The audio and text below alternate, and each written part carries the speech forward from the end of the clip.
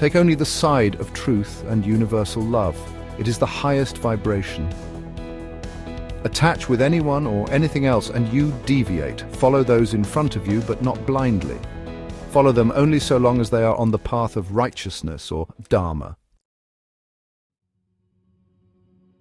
Inner work will liberate you. It will help you transcend from the control of lower brain centers. It is not the external world that causes slavery. It is these lower brain centers that control our consciousness and attach us to objects in the external world for gratification of lower vibe desires. Also, evil forces try to bait and hook us by attaching some external objects to these brain centers.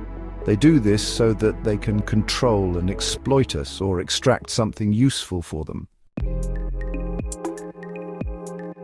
Remember, a slave can only give birth to a slave. If the parents are slave to the lower mind or lower brain centers, the child will probably also grow up to be a slave of the lower mind.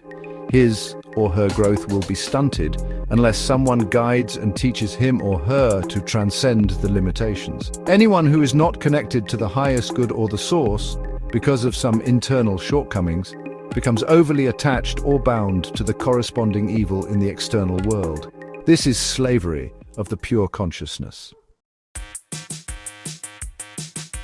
Only a liberated soul can lead you to liberation. Only a traveler can guide you along the path to some extent.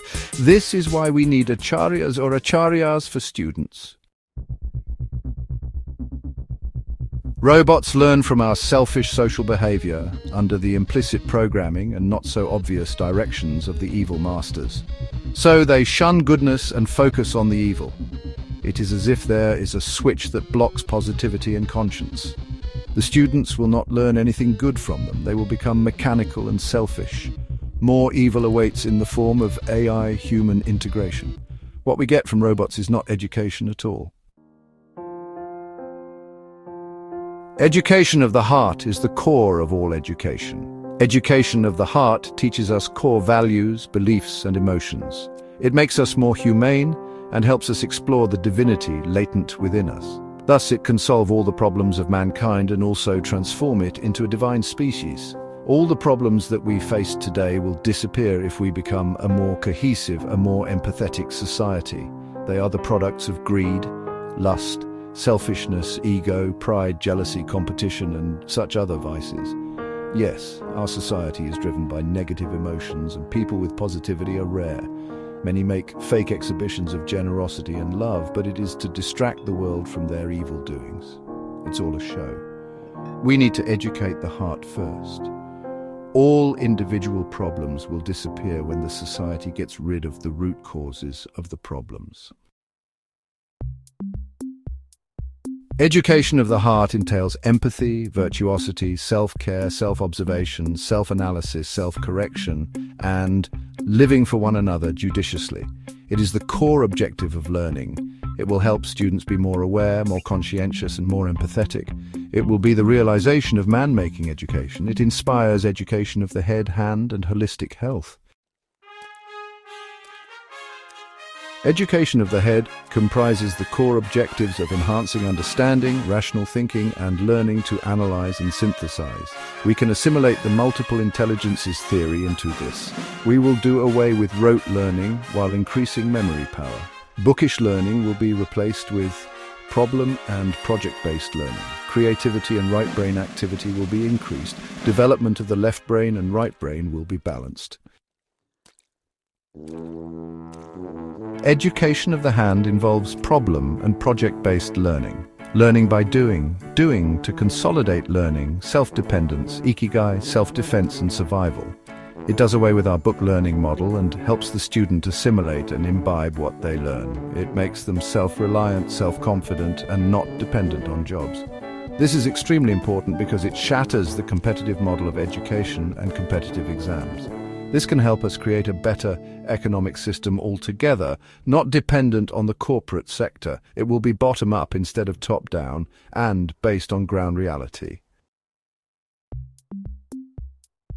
Lastly, we have the education of holistic health.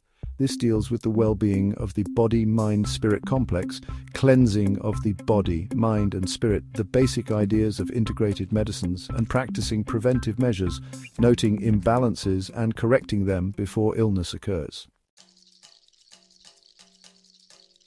Education of the heart imparts a noble intention and motivation to learning. It draws from the source of spirituality, latent within the self, and inspires all other branches of learning. The inner self is the conduit of spirituality and conscience. It makes us resilient. This, in short, is the SH4 model of education, where S stands for spirituality and the 4 H stand for head, heart, hand, and holistic health. All the sectors are interconnected and intertwined. The focus is on sustenance and all-round growth for students in harmony with nature, society, and divinity, following the principles of universal laws.